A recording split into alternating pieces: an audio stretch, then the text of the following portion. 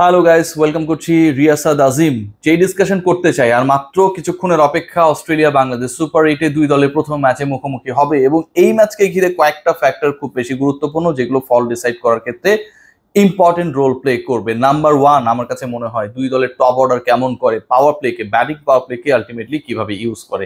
Batting power play যেই দল কাজে লাগাতে পারবে যত বেশি, সেই দলের জয়ের সম্ভাবনা, টার্গেট সেট করা কিংবা রান চেস করার ক্ষেত্রে সুযোগ, সম্ভাবনা, অপরচুনিটি, যেটাই বলি না কেন, যেভাবে বলি না কেন, সেটা বেড়ে যাবে। এটা হচ্ছে আমার কাছে মনে হয়, কারণ আমরা যদি লাস্ট ম্যাচটা দেখি একই মাঠে হয়েছিল এবং এই মাঠে সেই ম্যাচে আমরা খেয়াল করেছিলাম যে দুই দল মিলে 20-20-40 ওভার খেলেছিল, রান করেছিল 194 এবং 176।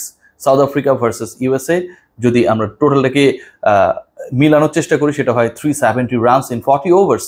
তার মানে কি, পাওয়ার প্লেকে দুই দলই কিন্তু চেষ্টা করেছে কাজে লাগানোর। টপ অর্ডারকে ভালো করতে হবে, প্রথম তিন ব্যাটারের অন্তত একজনকে ইনিংস ক্যারি করতে হবে, একজনকে অন্তত বড় ইনিংস খেলতে হবে। লাস্ট ম্যাচে একই মাঠে যে খেলাটা হয়েছিল, আবারও বলছি, মেনশন করছি, কারণ আমাদের সবচেয়ে কাছের যে এক্সাম্পলস গুলো, সেগুলোই কিন্তু হচ্ছে এই মুহূর্তের জন্য খুব বেশি প্রযোজ্য, কারণ একদিন আগে সেখানটায় খেলা হয়েছে। সেখানটায় কিন্তু ইউএসএ গাউস কিন্তু তিনি ভালো খেলেছেন এবং একটা বড় ইনিংস ছিল তার। রান গেটারদের টপ 3-র মধ্যে তিনি চলে গেছেন এবারে টি-20 ওয়ার্ল্ড কাপে। এবং কুইন্টন ডি কক, তিনিও কিন্তু 185 স্ট্রাইক রেটে ব্যাট করেছেন এবং সেকেন্ড উইকেট পার্টনারশিপে তিনি এবং Aiden Markram, this two guys, they added 110 runs. So আমার কাছে মনে হয় টপ 3-কে আসলে পারফর্ম করতে হবে, টপ 3-র অন্তত একজন তো করতেই হবে, দুজন হলে খুব ভালো হয় এবং সেক্ষেত্রে পাওয়ার প্লেকে কাজে লাগানো যাবে। Umpiring is gonna be a big fact, কারণ বাংলাদেশ সবশেষ দুই ম্যাচে আম্পায়ারদের কাছ থেকে যেই ধরনের বাজে ডিসিশনসের শিকার হয়েছে, আম্পায়ার্স কলে বাংলাদেশের ব্যাটারদের পায়ে লাগলেই আউট একটা অবস্থা, ডাউন দ্য লেগে বল চলে যাচ্ছে, আম্পায়ার রেডি হয়ে থাকছেন কখন তিনি ফিঙ্গার রেজ করবেন।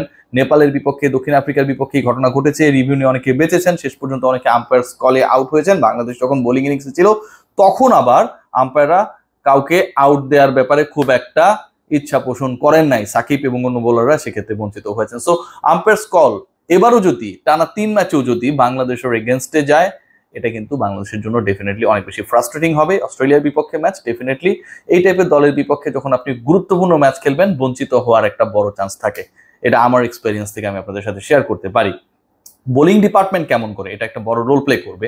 লাস্ট ম্যাচে সাউথ আফ্রিকা বোলিং ডিপার্টমেন্টের এগেনস্টে ইউএসএ 250 রান করেছে, 176, ইট মিনস আপনি 250 রান ক্রস করেছেন, এবং ইউএসএ বোলিং ডিপার্টমেন্টের এগেনস্টে সাউথ আফ্রিকা প্রায় 200 রানস করেছে। সো এই যে হিসাবটা একটা ব্যাপারই প্রমাণ করে যে বাংলাদেশের আগের যে 3টা ম্যাচ বাংলাদেশ জিতেছে 4 ম্যাচের মধ্যে, সেখানটায় বাংলাদেশের বোলাররা কিন্তু অসাধারণ পারফরমেন্স করেছে।